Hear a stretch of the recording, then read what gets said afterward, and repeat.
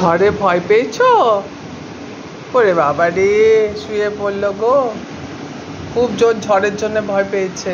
দেখো মুখটা, দেখো বাতাসা বুড়ি হয়ে গেছে। আর এইটা একটা, এটার কি হলো? হ্যাঁ, কি হয়েছে মা? খুব ভয় লাগছে? তোরা যা ভয় পাচ্ছিস আর ঝড় ঢুকবে না এলাকায়। ভয় পাবে অত সোজা? আর এটা তো দেখো না, দেখো না, মাথা গুজে শুয়ে পড়লো গো। ওরে বাবা রে, মাথা গুজে শুয়ে। আমার বাঘ বাচ্চা, বাঘ বাচ্চা। কি হলো মা? ওরা অনেক দূরের ভাবে গো, বাবার কষ্ট হচ্ছে বুঝতে পারছি। ওর বাবা অনেক দূরের ভাবে,